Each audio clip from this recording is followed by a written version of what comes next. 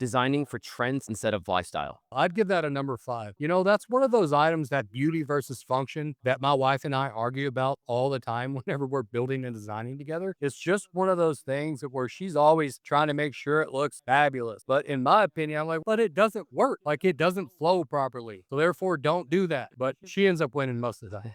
Changing the plans during construction. And I'd give that a number 3, and here's why. Anytime you change things in the middle of a construction project that is planned, calculated, and scheduled, you're going to end up costing time. So anytime you do that, you stop the time, you stop the momentum, and it keeps that project from hitting the timeline it needs. Ignoring long-term maintenance. I would give that a number 6. You know, in the hill country, a lot of times we put a lot of these nice cedar features on the exterior of the homes. And if you don't end up sealing that every year, that's going to end up deteriorating, and you're going to have to end up replacing parts of that, like a cedar column or something like that. That could end up being very costly. So you need to make sure you don't ignore those. Focusing on resale only. No, for me, that's probably a number 8. That's going to be at the bottom of my list. And the reason why is, can you imagine spending millions of dollars to build this nice, beautiful home just for the guy you're going to end up selling it to? That doesn't make a lot of sense. Building too much unused space. So I would give that a 7. I would go back to the architect on this one. A lot of times, finding the right architect and making sure that they're designing you an efficient home speaks volumes in the house that you can build.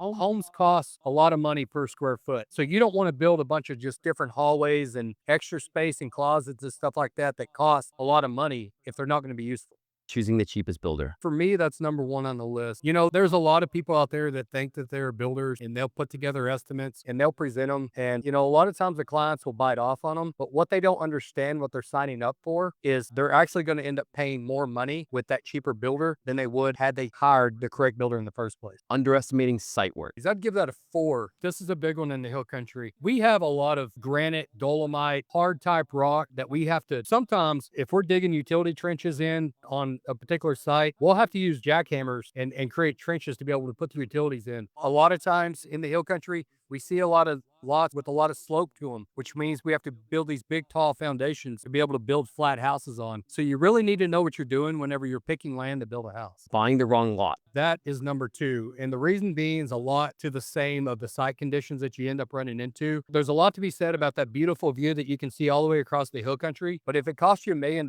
just to build a pad there and to be able to get water and electricity and sewer to that site, then it's the wrong lot, because at that point that ends up costing you twice in what you thought it was going to cost to get that done.